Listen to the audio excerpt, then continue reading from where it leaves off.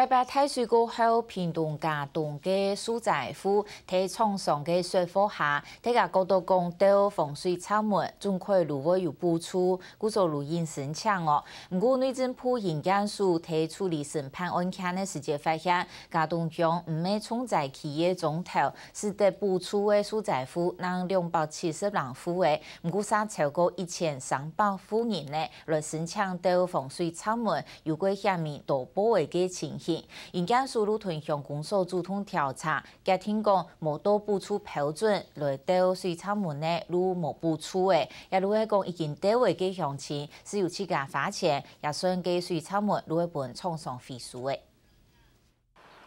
88岁在过后，政府指导南部安道乡镇疏创严重，导引补助民众来按风水闸门。当时国家嘅厂商主动来要求，表示做得推民众来判行政嘅作业，教夫人去委托推判，路卡路做得到一啲风水嘅闸门，但係更加因为厂商抢唔到钱，将会向有到闸门嘅民众讨钱。唔免甲插啦，如果厂商若是讲要甲恁收钱，因为我们其实也有那个窃窃师啊，迄个做好人，迄个厂商有给我们一份那个契约，就是说完全免费的，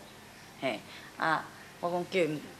家己北顿。阮有甲骗呢，阮是无钱呢，阮这3顿就困难啊。若整的吼，若搁要纳钱，阮私人纳钱哦，唔免啦，这补助的政府补助的啦，安尼，伊讲安尼啦。当初讲唔是钱，更加少嘅民众买单。石冈村虽然无拨太水，但係居民受理，难保会像10年前嘅灾难再一摆嘅发生。这无的确的啊。若讲迄个，家咧了遐若放去吼，咱才着入水啊。伊顶回讲有入即摆盖青嘛，10几年一摆啊，才有水灾啊。